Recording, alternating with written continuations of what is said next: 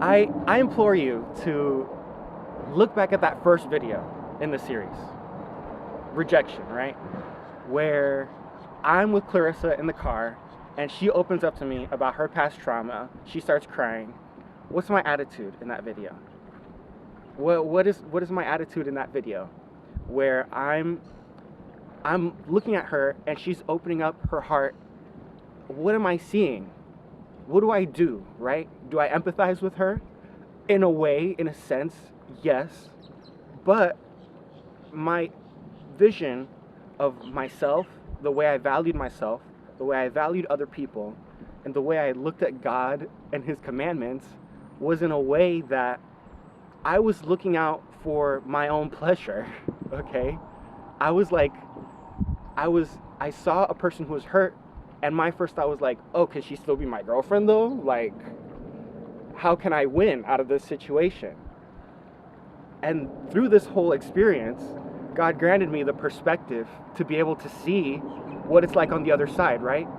Me being the person who had gone through some sort of trauma and other people gaining from that, how that felt for me to be exploited in a position where I'm vulnerable and hurt.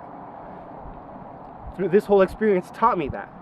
So go back and watch that first video and then come back here. It's interesting, the progression, if you really look at it. So why was I like this? I mean, I grew up Christian, right? But I guess I grew up in a way that I was so focused on not making mistakes, right? On being a good Christian. That was the goal. Instead of knowing God. Because if I were to actually have a relationship with God, I would have behaved differently than if I was looking out for myself and my own pleasure. I don't know if that makes any sense. This is going to get really spiritual, okay? But the point is, the reason I bring this up is to ask you, like, so now we're at the end. This is the end, right? I lost everything in my mind, okay? Because I quit my jobs, I failed all my classes. Literally, my entire life was building up to engineering school. So I failed. This is the last year of engineering school, and my professors hated me. All my classmates hated me. Literally. I literally had a professor tell me, "You're the worst student I ever had." Literally. Not exaggerating. To my face. Told me this. So how am I supposed to continue when my whole life has led up to this, right? Not only my whole academic career, but my whole Christian life also has led up to me making these gigantic mistakes where I end up crumbling and self-sabotaging. What do you do when you're at rock bottom, right? What do you do when you're past rock bottom? Because you know what? I went to Japan, right? I escaped. I left the country. But guess what? That's not enough. Escaping isn't enough. Running away from your problems isn't enough. Because when you're sitting in that classroom in Japan and they're presenting for over an hour in a language you don't understand, and you're alone with your thoughts in a room full of people, your mind begins to wander of all the mistakes I made, all the regrets I have, all this and that. And you need to reckon with that. Running away doesn't get rid of that. I still had that over me. And that's just in a normal day, right? In a normal, happy Japanese honeymoon stage, loving Japan days. What about a day where I'm going through actual hardship and anguish? What happens then? How far does my mind go? What solace do I have at all? Things were really rough some nights. I had some rough nights in Tokyo, okay? And that's not enough to help me overcome everything that I did wrong that led me to this point. So I survived Japan by the grace of God, honestly. But I get back home, and what do? I make a decision. It was always a decision. It was always a battle in my mind, right? At any point of the past year, I could have given up, but I saw it through to the end, right? I made a decision, a conscious effort even if I felt like I was gonna die, I was gonna get up out of bed and go to class. And then how far did that get me? How far did I get myself basically trying the hardest I could, right? In my own effort, as much as I possibly could, how far could I get myself? Because in my mind, I figured, I'm not gonna fail because anybody else wanted me to fail. If I'm gonna fail, I'm gonna earn it.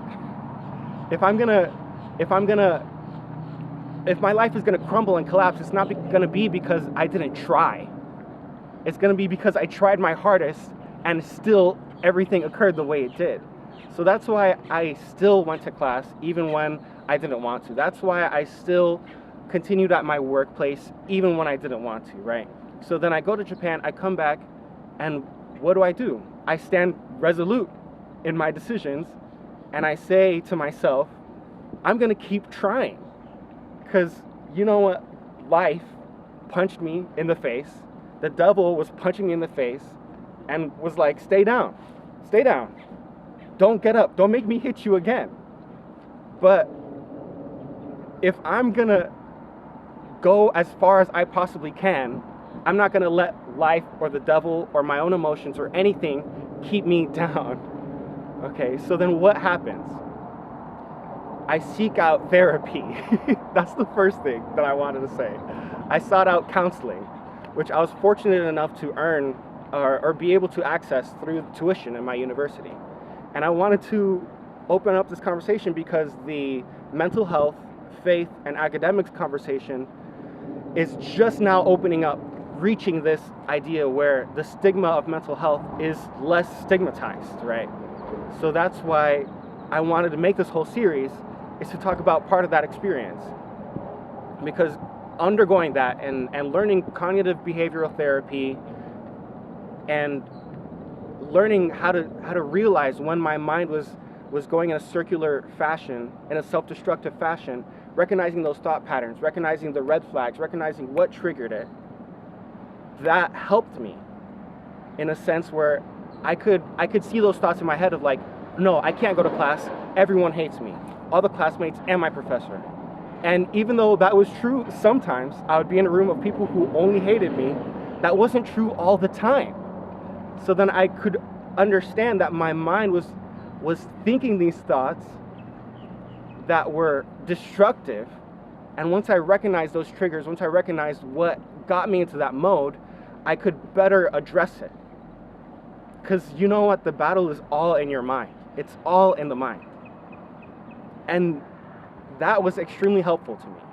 So now I understand if someone texts me 20 times in a row, I let them know, this is a major stressor for me. Please don't do this. And if I nip it in the bud, it doesn't become a self-destructive thing where I'm subject to this and it just increases in stress to the point where I can't say anything or feel like I can't open up to anyone about it. And then I realized I'm not the only one fighting this battle in my mind, right? I'm not the only one who is fighting against these thoughts in my head that are trying to keep me dead on the floor in anguish and pain. Because the God that I learned about in church was a loving God who not only knew the twisted, perverted way that I would think my entire life leading up to this point, leading up to all the mistakes I made, but still, despite that, still extended his hands and had an open way for me and had better plans for me. He knew all the mistakes I was going to make. He knew that I was going to do it myself. If I was going to get an F, I was going to earn that F. If I'm going to get to this chasm at the end of all this darkness and sorrow, I'm going to get there myself, and I'm not going to have anyone else help me get there. That was my attitude that year. So I drove a wedge between myself and God because I was like, your goodness, your forgiveness, your grace is not enough. Let me earn this because I deserve this F. I deserve to fail at everything. I deserve to be hated by everyone. But then when I realized that God's plans were better, that helped me to understand, okay, these thoughts that are in my head are not thoughts of God. So then when I walk into a classroom where everyone hates me, for example, but it's not me just trying my hardest anymore. It's the God of the universe in his love and mercy standing behind me with all his angels and all his power, helping me to not crumble and die in that moment. He's holding me up and sustaining me. So that year, with all the professors that hated me and everyone who disliked me and all those mistakes I made, I could stand upright in front of every one of those people and say, God is with me. God has sent me here. And that's a different feeling than doing it by myself, trying to earn it myself like I did, which ended me up destroying everything in my own hands. But God restored it, and God had something better for me. And that's what I wanted to share with this whole series, is that no matter how hard, how impossible it seems, the depression doesn't have to last forever. The anxiety doesn't have to last forever. God has better plans for you. Now I can look at Lena, I could look at Clarissa, I could look at my past self, I could look at the devil, I could look at God. I know where I stand, and I feel upright. And no matter what's going on in my career, in my personal life, in my faith walk, I know that God is with me. And that gives me a different sense than just trying my hardest with all the Bible knowledge I had. It's different than walking with a friend, which is what I'm doing now. Thank you for watching.